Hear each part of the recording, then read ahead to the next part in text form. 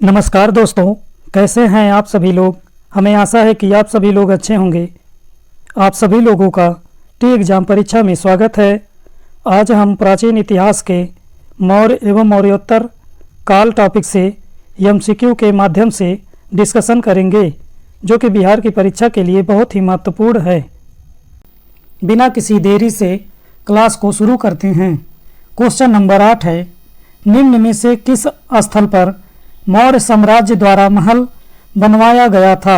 Option A है Pataliputra, B है कुम्हरार, सी है राजगीर, डी है उपयुक्त में से कोई नहीं। चलिए आप सभी लोग इसका आंसर बताइए। तो क्वेश्चन नंबर 108 का ऑप्शन नंबर बी सही हो जाएगा, कुम्हरार। बात करते हैं बाडेल को कुम्हरार, जो पटना के निकट है, से एक स्तंभ तथा उस्पूनर को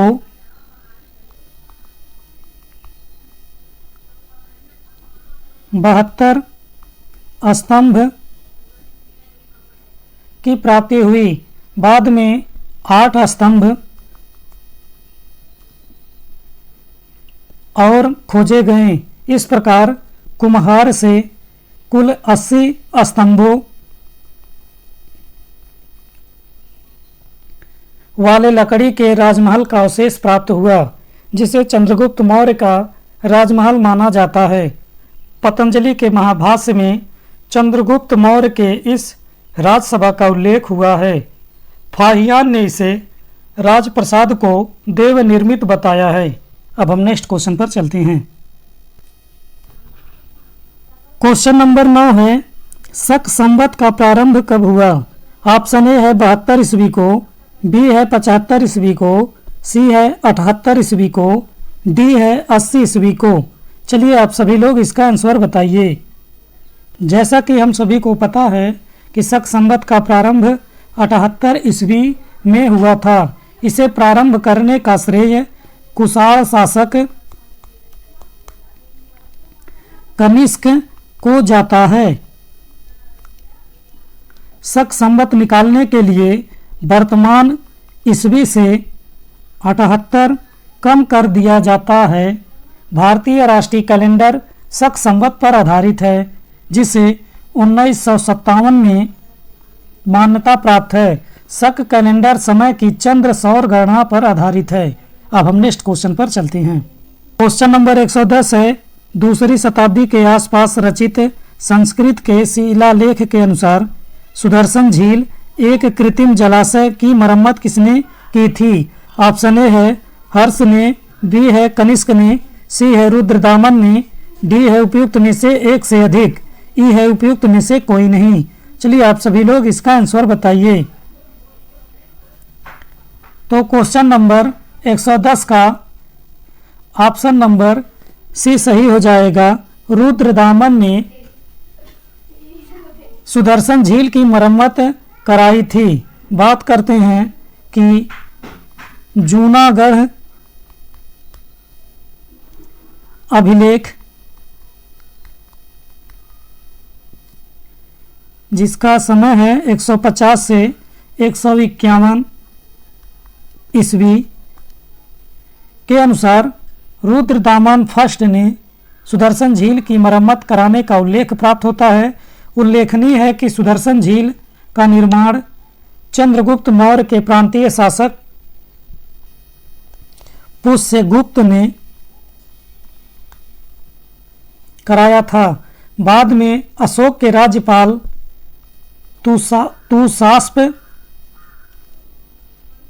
ने उसमें से नहर बनवाई थी। उल्लेखनीय है कि रुद्रदामन के समय में अतिवृष्टि से झील का बांध टूट गया था, जिसकी मरम्मत कार्य रुद्रदामन के प्रांतीय शासक सुविशाख ने करवाई थी। इसके लिए प्रजा पर कोई अतिरिक्त कर नहीं आरोपित किया गया था। अब हम नेक्स्ट क्वेश्चन पर चलते हैं। क्वेश्चन नंबर 111 है, मौर्य साम्राज्य का अंतिम शासक कौन था। ऑप्शन ए है कुणाल, बी है बृहदत्त, सी है तिवारा, डी है अशोक। चलिए आप सभी लोग इसका आंसर बताइए। तो जैसा कि हम सभी को ज्ञात है कि मौर्य साम्राज्य का अंतिम शासक बृहद्रथ था। चंद्रगुप्त मौर्य ने 323 ईस्वी से 321 ईसा पूर्व में मौर्य साम्राज्य की स्थापना किया था। बृहद्रथ की हत्या उसके सेनापति पुष्यमित्र शुंग ने की थी, जिसने शुंग राजवंश की स्थापना की थी। पुष्यमित्र शुंग जो है ब्राह्मण जाति का था। अब हम नेक्स्ट क्वेश्चन पर चलते हैं। क्वेश्चन नंबर 112 है, मेगास्थनीज को राजदूत के रूप में किसके दरबार में भेजा गया था? ऑप्शन ए है चंद्रगुप्त मौर्य, बी है अशोक, सी है हर्षवर्धन, डी है समुद्रगुप्त। चलिए आप सभी लोग इसका आंसर बताइए। जैसा कि हम सभी को ज्ञात है कि मेगास्थनीज यूनानी राजा सेल्यूकस द्वारा मौर्य साम्राज्य चंद्रगुप्त मौर्य के दरबार में भेजा गया एक यूनानी राजदूत था। वह एक खोजकर्ता तथा इतिहासकार भी था, जिसने इंडिका नामक पुस्तक की रचना की थी, जिसमें उस समय के भारतीय समाज के बारे में वर्णन किया गया था। इस प्रकार 112 का ऑप्शन नंबर ए सही हो जाएगा। चंद्रगुप्त मौर्य के दरबार में भेजा गया था। अब हम नेक्स्ट क्वेश्चन पर चलते हैं। क्वेश्चन नंबर 113 है, कौन सी पुस्तक बिंदुसार को एक अभिषिक्त क्षत्रिय वर्णित करती है? ऑप्शन ए है अर्थशास्त्र, बी है इंडिका, सी है दिव्यावदान, डी है राजतरंगिणी, ई है उपयुक्त में से कोई नहीं या उपयुक्त में से एक से अधिक। चलिए आप सभी लोग इसका आंसर बताइए।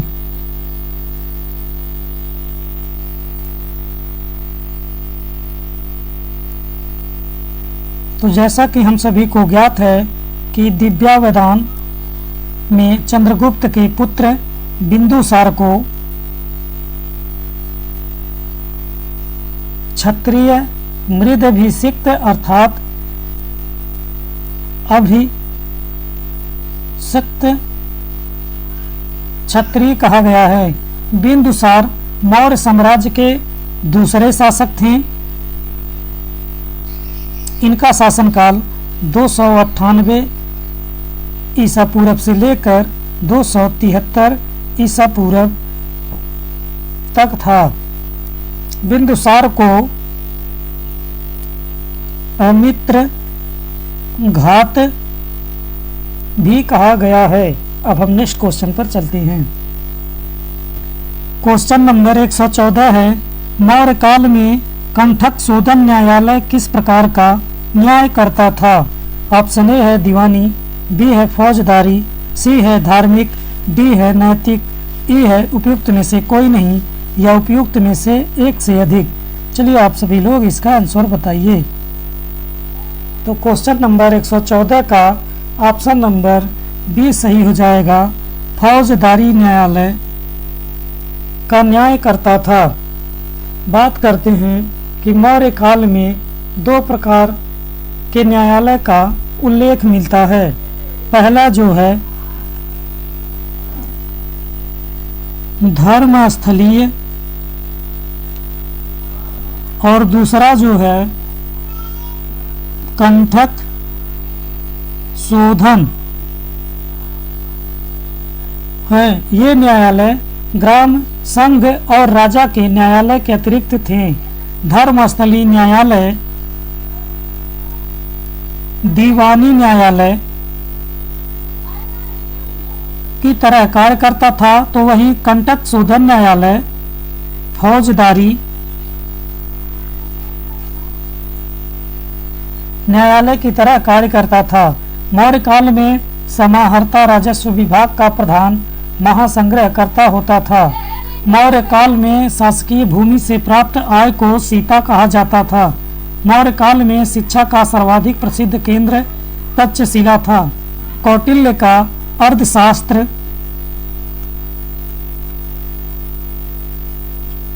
15 अधिकरणों में विभक्त था। अब हम नेक्स्ट क्वेश्चन पर चलते हैं। क्वेश्चन नंबर 115 है, समाहर्ता कौन था? ऑप्शन ए है महासंग्रहकर्ता, बी है खजांची, सी है महालेखा परीक्षक, डी है दंडनायक। चलिए आप सभी लोग इसका आंसर बताइए। अभी हम आपको बता कर आए हैं कि मौर्य काल में समाहर्ता राजस्व विभाग का प्रधान होता था, जिसे महासंग्रह कर्ता कहते थे। तो ऑप्शन नंबर ए सही हो जाएगा। अब हम नेक्स्ट क्वेश्चन पर चलते हैं। क्वेश्चन नंबर 116 है, मौर्य काल में शासकीय भूमि से प्राप्त आय को क्या कहा जाता था? ऑप्शन ए है भोग, बी है राजकर, सी है भाग, डी है सीता। चलिए आप सभी लोग इसका आंसर बताएं। अभी हम आपको ऊपर बता कर आ रहे हैं कि मौर्य काल में शासकीय भूमि से प्राप्त आय को सीता कहा जाता था। तो इस प्रकार 116 का ऑप्शन नंबर डी सही हो जाएगा। अब हम नेक्स्ट क्वेश्चन पर चलते हैं। क्वेश्चन नंबर 117 है, मौर्य काल में शिक्षा का सर्वाधिक प्रसिद्ध केंद्र था। ऑप्शन ए है वैशाली, बी है नालंदा, सी है तक्षशिला, डी है उज्जैन। चलिए आप सभी लोग इसका आंसर बताइए। तो अभी हम ऊपर बता कर आ रहे हैं कि मौर्य काल में शिक्षा का सर्वाधिक प्रसिद्ध केंद्र तक्षशिला था। तो 117 क्वेश्चन का ऑप्शन नंबर सी सही हो जाएगा। अब हम नेक्स्ट क्वेश्चन पर चलते हैं। क्वेश्चन नंबर 118 है, कौटिल्य का अर्थशास्त्र कितने अधिकरणों में विभाजित है? ऑप्शन ए है 11, बी है 12, सी है 14, डी है 15। चलिए आप सभी लोग इसका आंसर बताइए। तो अभी हम बता कर आए हैं कि आपको कौटिल्य का अर्थशास्त्र जो है 15 अधिकरणों में विभाजित था। तो इस प्रकार 118 का ऑप्शन नंबर डी सही हो जाएगा। अब हम नेक्स्ट क्वेश्चन पर चलते हैं। क्वेश्चन नंबर 119 है, किस शिलालेख में अशोक ने त्रिरत्न में अपना विश्वास प्रकट किया है? ऑप्शन ए है मस्की, बी है कलसी, सी है मेहसाना, डी है भाब्रू, ई है उपयुक्त में से कोई नहीं या उपयुक्त में से एक से अधिक। चलिए आप सभी लोग इसका आंसर बताइए। तो क्वेश्चन नंबर 119 का ऑप्शन नंबर डी सही हो जाएगा। भाब्रू में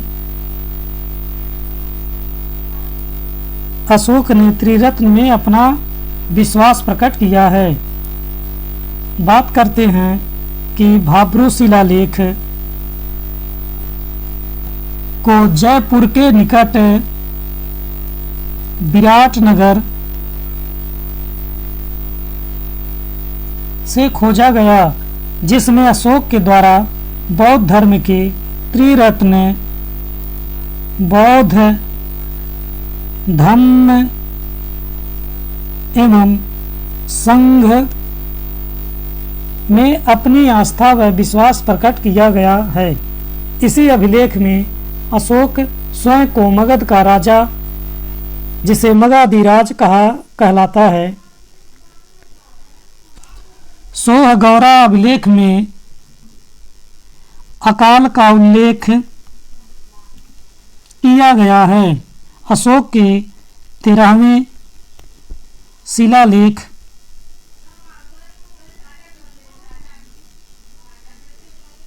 में कलिंग विजय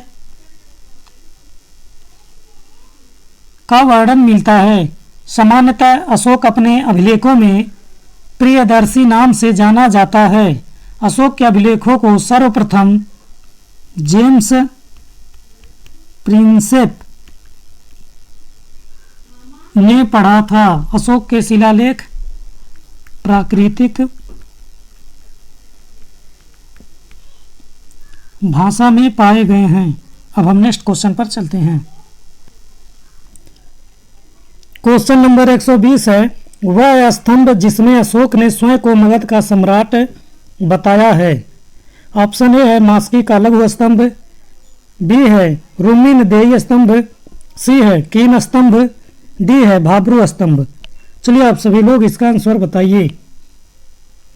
तो अभी हम ऊपर बताकर आपको आए हैं कि अशोक ने स्वयं को मगध का सम्राट बताया है भाब्रू स्तंभ में। इस प्रकार 120 का ऑप्शन नंबर डी सही हो जाएगा। अब हम नेक्स्ट क्वेश्चन पर चलते हैं। क्वेश्चन नंबर 121 है, अशोक के शिलालेखों में प्रयुक्त भाषा है। ऑप्शन ए है संस्कृत, बी है प्राकृत, सी है पाली, डी है हिंदी। चलिए आप सभी लोग इसका आंसर बताइए। तो अभी हम आपको बता कर आ रहे हैं कि अशोक के शिलालेखों में प्रयुक्त भाषा है वह प्राकृत है। तो ऑप्शन नंबर बी सही हो जाएगा। अब हम नेक्स्ट क्वेश्चन पर चलते हैं। क्वेश्चन नंबर 122 है, अशोक के ब्राह्मी अभिलेखों को सर्वप्रथम किसने पढ़ा था। ऑप्शन ए है प्रिंसेप, बी है एच.डी. साकलिया, सी है एस.आर. गोयल, डी है बी.एन. मिश्रा। चलिए आप सभी लोग इसका आंसर बताइए। इस भी प्रश्न का आंसर जो है हम ऊपर बता कर आए हैं कि अशोक के ब्राह्मी अभिलेखों को सर्वप्रथम प्रिंसेप महोदय ने पढ़ा था। इस प्रकार 122 का ए आंसर सही हो जाएगा। अब हम नेक्स्ट क्वेश्चन पर चलते हैं। क्वेश्चन नंबर 123 है, अपने शिलालेखों में अशोक सामान्यतः किस नाम से जाने जाते हैं। ऑप्शन ए है चक्रवर्ती, बी है प्रियदर्शी, सी है धर्मदेव, डी है धर्मकीर्ति, ई है उपयुक्त में से कोई नहीं, या उपयुक्त में से एक से अधिक। चलिए आप सभी लोग इसका आंसर बताइए। तो इस प्रश्न का भी आंसर हम आपको बताए हैं कि अपने शिलालेखों में अशोक प्रियदर्शी नाम से जाने जाते हैं। इस प्रकार 123 का बी ऑप्शन सही हो जाएगा। अब हम नेक्स्ट क्वेश्चन पर चलते हैं। क्वेश्चन नंबर 124 है, किस अभिलेख में कलिंग विजय का वर्णन है। ऑप्शन ए है मास्की अभिलेख, बी है रुद्रदामन अभिलेख, सी है चूनागढ़ अभिलेख, डी है हाथी गुम्फा अभिलेख, ई है उपयुक्त में से कोई नहीं, या उपयुक्त में से एक से अधिक। चलिए आप सभी लोग इसका आंसर बताइए। तो इसको भी हम अभी ऊपर बता कर आए हैं कि कलिंग विजय का वर्णन जो है इसमें से किसी भी अभिलेख में नहीं दर्शाया गया है, बल्कि 13वें शिलालेख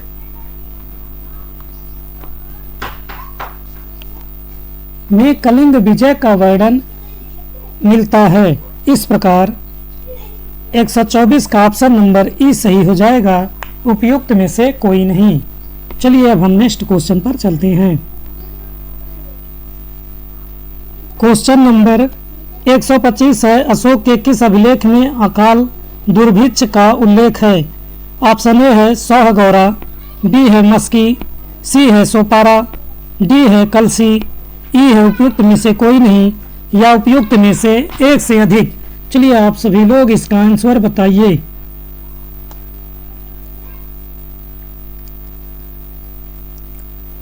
तो इसको भी हम ऊपर बता कर आए हैं कि अशोक के 100 गौरा अभिलेख में अकाल या दुर्भिक्ष का उल्लेख है। तो इस प्रकार 125 का ऑप्शन नंबर ए सही हो जाएगा, 100 गौरा। अब हम नेक्स्ट क्वेश्चन पर चलते हैं। क्वेश्चन नंबर 126 है, भारत में पहले साम्राज्य की स्थापना किस शासन के द्वारा की गई थी। ऑप्शन ए है चंद्रगुप्त मौर्य, बी है अशोक, सी है कनिष्क, डी है चंद्रगुप्त द्वितीय विक्रमादित्य, ई है उपयुक्त में से कोई नहीं या उपयुक्त में से एक से अधिक। चलिए आप सभी लोग इसका आंसर बताइए। तो 126 का ऑप्शन नंबर ए सही हो जाएगा। चंद्रगुप्त मौर्य ने भारत में पहले साम्राज्य की स्थापना किया था। बात करते हैं कि चंद्रगुप्त मौर्य भारत के महान सम्राट थे। इन्होंने मौर्य साम्राज्य की स्थापना 323 ईसा पूर्व से 321 ईसा पूर्व में की थी। चंद्रगुप्त मौर्य सुदूर दक्षिण को छोड़कर पूरे भारत को एक साम्राज्य के अधीन लाने में सफल रहे। तमिल ग्रंथ है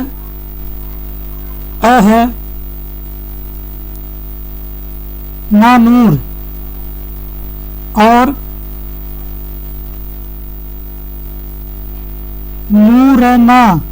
नूर में चंद्रगुप्त के दक्षिण विजय का वर्णन मिलता है। चंद्रगुप्त मौर्य का महत्वपूर्ण युद्ध घनानंद के साथ उत्तराधिकार के लिए हुआ था। चंद्रगुप्त के शत्रुओं के विरुद्ध चाणक्य की कूटनीतियां रणनीतियां का वर्णन विशाखादत्त द्वारा रचित मुद्रा राक्षस में मिलता है। इस महत्वपूर्ण नाटक को हिंदी में अनुवाद करने का श्रेय भारतेंदु हरिश्चंद्र जी को है। रुद्रदामन के जूनागढ़ अभिलेख से यह जानकारी मिलती है कि चंद्रगुप्त का प्रभाव पश्चिम भारत तक फैला था। चंद्रगुप्त मौर्य एक प्रबुद्ध निरंकुश शासक था। इसने पाटलिपुत्र को सर्वप्रथम अपनी राजधानी बनाया। इसने दक्कन पर भी विजय प्राप्त किया था। अब हम नेक्स्ट क्वेश्चन पर चलते हैं। क्वेश्चन नंबर 127 है चंद्रगुप्त मौर्य था। ऑप्शन ए है एक निरंकुश शासक, बी है एक राजनीतिज्ञ, सी है एक उदार शासक, डी है एक प्रबुद्ध निरंकुश शासक। चलिए आप सभी लोग इसका आंसर बताइए। अभी हम आपको बता करा रहे हैं कि चंद्रगुप्त मौर्य एक प्रबुद्ध निरंकुश शासक था। इस प्रकार 127 का ऑप्शन नंबर डी सही हो जाएगा। अब हम नेक्स्ट क्वेश्चन पर चलते हैं। क्वेश्चन नंबर 128 है प्रसिद्ध ग्रंथ मुद्रा राक्षस के लेखक कौन थे।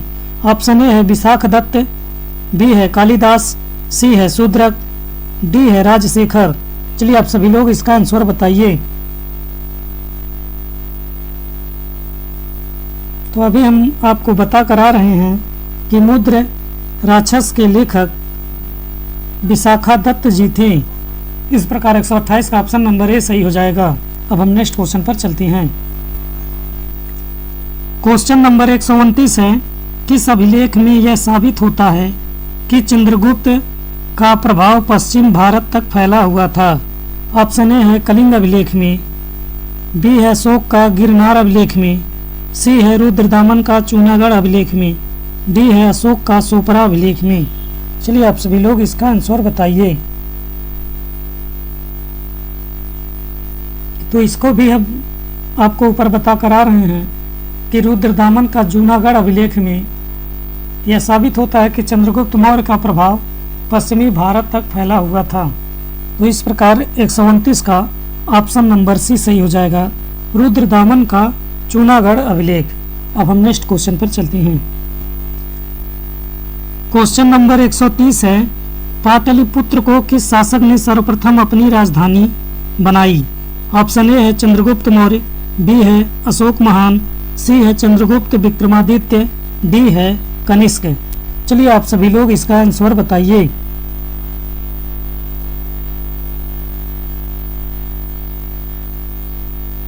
तो अभी हम आपको बता करा रहे हैं कि चंद्रगुप्त मौर्य ने पाटलिपुत्र को सर्वप्रथम अपनी राजधानी बनाया था। तो इस प्रकार 130 का ऑप्शन नंबर ए सही हो जाएगा, चंद्रगुप्त मौर्य। अब हम नेक्स्ट क्वेश्चन पर चलते हैं। क्वेश्चन नंबर 131 है निम्नलिखित में से किस मौर्य राजा ने दक्कन की विजय की थी। ऑप्शन ए है अशोक, बी है चंद्रगुप्त, सी है बिंदुसार, डी है कुणाल। चलिए आप सभी लोग इसका आंसर बताइए। इसको भी हम बता करा रहे हैं ऊपर कि चंद्रगुप्त मौर्य राजा ने दक्कन की विजय की थी। तो इस प्रकार 131 का ऑप्शन नंबर बी सही हो जाएगा, चंद्रगुप्त। अब हम नेक्स्ट क्वेश्चन पर चलते हैं। क्वेश्चन नंबर 132 है, जिसके ग्रंथ में चंद्रगुप्त मौर्य का विशिष्ट रूप से वर्णन हुआ है वह है। ऑप्शन ए है भास का, बी है शूद्रक का, सी है विशाखादत्त का, डी है अश्वघोष का। चलिए आप सभी लोग इसका आंसर बताइए। तो 132 का ऑप्शन नंबर सी सही हो जाएगा, विशाखादत्त का। चंद्रगुप्त मौर्य का विशिष्ट रूप से वर्णन मिलता है। जैसा कि हम सभी को ज्ञात है कि विशाखादत्त के ग्रंथ में चंद्रगुप्त मौर्य का विशिष्ट रूप से वर्णन हुआ है। विशाखादत्त के ग्रंथ का नाम क्या है? मुद्रा राक्षस। अब हम नेक्स्ट क्वेश्चन पर चलते हैं। क्वेश्चन नंबर 133 है, कौटिल्य अथवा चाणक्य किस सम्राट का प्रधानमंत्री था? ऑप्शन ए है चंद्रगुप्त मौर्य, बी है चंद्रगुप्त विक्रमादित्य, सी है चंद्रगुप्त, सी है समुद्रगुप्त, डी है हर्ष। चलिए आप सभी लोग इसका आंसर बताइए।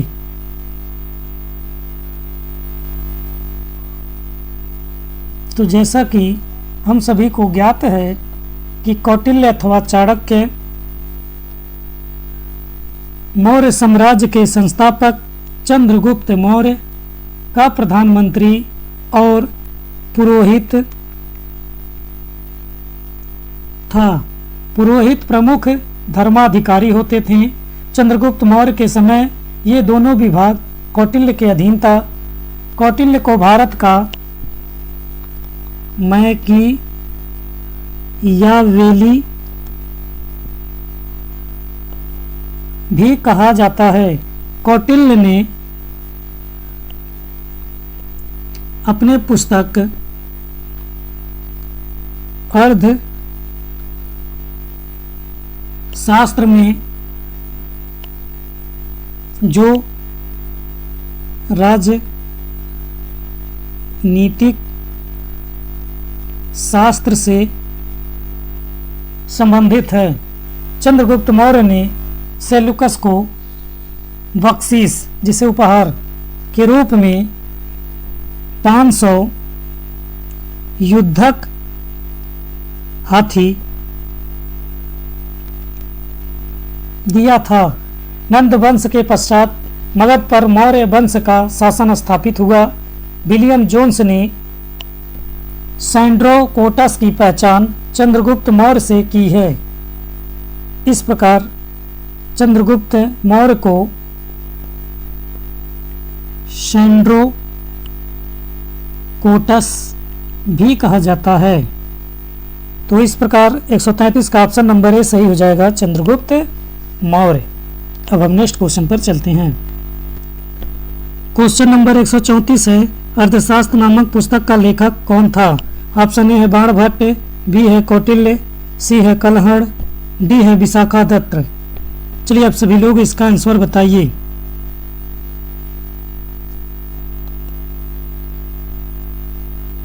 तो अभी हम ऊपर बता करा रहे हैं कि अर्थशास्त्र नामक पुस्तक के लेखक कौटिल्य, जिन्हें चाणक्य भी कहते हैं, वही थे। तो 134 का ऑप्शन नंबर बी सही हो जाएगा। अब हम नेक्स्ट क्वेश्चन पर चलते हैं। क्वेश्चन नंबर 135 है, कौटिल्य के अर्थशास्त्र में किस पहलू पर प्रकाश डाला गया है? ऑप्शन ए है आर्थिक जीवन, बी है राजनीतिक नीतियाँ, सी है धार्मिक जीवन, डी है सामाजिक जीवन। चलिए आप सभी लोग इसका आंसर बताइए। तो कौटिल्य के अर्थशास्त्र में राजनीतिक नीतियाँ पहलू पर प्रकाश डाला गया है। तो इस प्रकार 135 का ऑप्शन नंबर बी सही हो जाएगा। अब हम नेक्स्ट क्वेश्चन पर चलते हैं। क्वेश्चन नंबर 136 है, नंद वंश के पश्चात मगध पर किस राजवंश ने शासन किया? ऑप्शन ए है मौर्य, बी है शुंग, सी है गुप्त, डी है कुषाण। चलिए आप सभी लोग इसका आंसर बताइए। तो क्वेश्चन नंबर 136 का ऑप्शन नंबर ए सही हो जाएगा। मौर्य वंश ने नंद वंश के पश्चात मगध पर शासन किया था। अब हम नेक्स्ट क्वेश्चन पर चलते हैं। क्वेश्चन नंबर 137 है, सेंड्रोकोट्स से चंद्रगुप्त मौर्य की पहचान किसने की? Option A William Jones, B है बी स्मिथ, सी है आर के मुखर्जी, डी है डी आर भंडारकर। चलिए आप सभी लोग इसका आंसर बताइए। तो क्वेश्चन नंबर 137 का ऑप्शन नंबर ए सही हो जाएगा। विलियम जोन्स ने सेंड्रोकोटस से चंद्रगुप्त मौर्य की पहचान की थी। अब हम नेक्स्ट क्वेश्चन पर चलते हैं। क्वेश्चन नंबर 138 है, कौटिल्य की पुस्तक अर्थशास्त्र किस विषय पर आधारित है? ऑप्शन ए है आर्थिक संबंध, बी है शासन कला के सिद्धांत और अभ्यास, सी है विदेश नीति, डी है धन संचय, ई है उपयुक्त में से कोई नहीं या उपयुक्त में से एक से अधिक। चलिए आप सभी लोग इसका आंसर बताइए।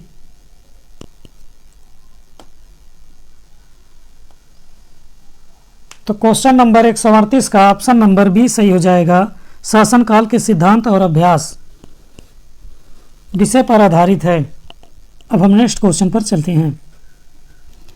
क्वेश्चन नंबर 139 है, चंद्रगुप्त मौर्य ने सेल्यूकस को बख्शीश के रूप में क्या दिया था? ऑप्शन ए है 500 युद्धक हाथी, बी है 1000 अश्व, सी है 2000 बैल, डी है 4000 गाय, ई है उपयुक्त में से कोई नहीं या उपयुक्त में से एक से अधिक। चलिए आप सभी लोग इसका आंसर बताइए।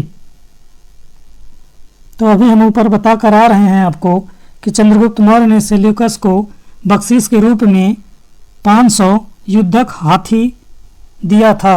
इस प्रकार 139 का ऑप्शन नंबर ए सही हो जाएगा। अब हम नेक्स्ट क्वेश्चन पर चलते हैं। क्वेश्चन नंबर 140 है, मेगस्थनीज दूत था। ऑप्शन ए है सेल्यूकस का, बी है सिकंदर का, सी है डेरियस का, डी है यूनानी का, ई है उपयुक्त में से कोई नहीं या उपयुक्त में से एक से अधिक।